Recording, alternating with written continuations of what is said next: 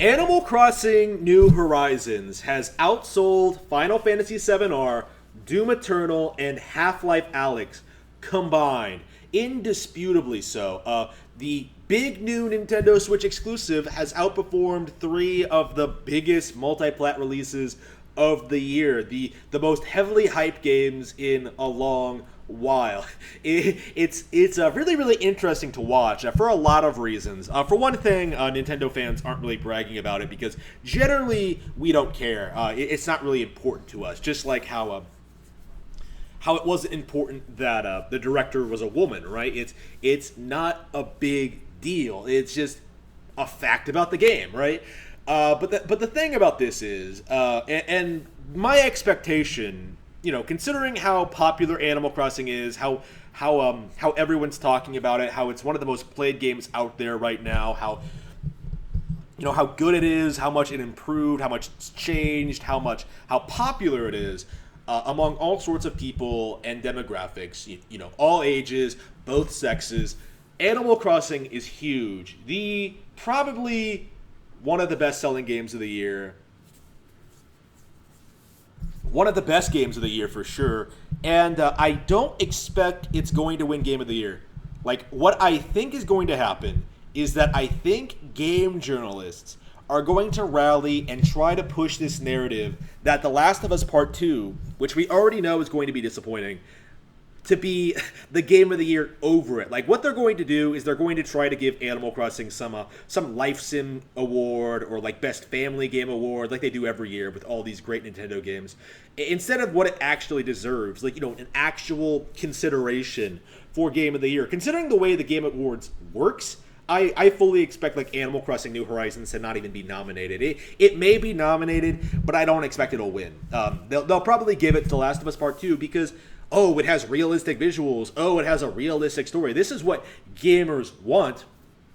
How about a good video game? How about a good evolution of what we enjoy? And The Last of Us isn't going to have that. The Last of Us Part 2 is not going to have shit. It really is, when you get right down to it, more of the same. Whereas Animal Crossing New Horizons is an evolution of what New Leaf did. I'm very, very impressed with New Horizons so far, and will continue playing it for a really very long time after this. People will play The Last of Us Part 2 once and then never touch it again. If that. I expect it's going to be a lot more controversial than the original for a bunch of reasons.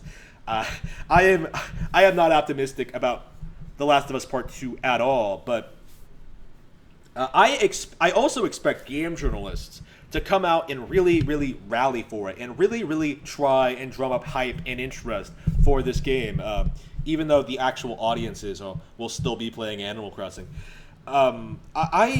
It's going to be a very, very blatant case of game journalism corruption, like it is every year, in which all these games that no one cares about win all of these awards.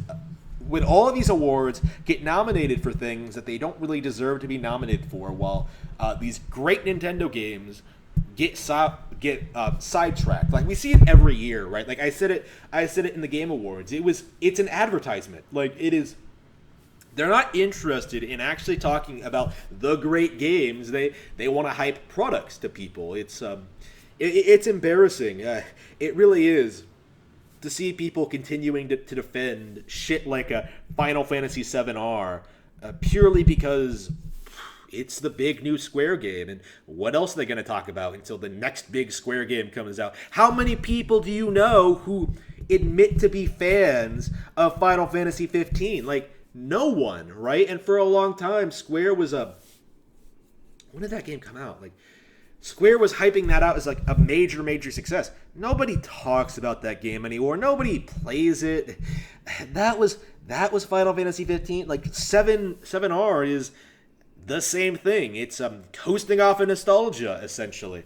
We're at that point now where people, the age of remasters and remakes, it's all these people have. Like, they can't make new IPs. They can't remake the classics. They can't make new entries of the classic. Like, Doom is about as good as you can get, and it's monotonous and repetitive after a while.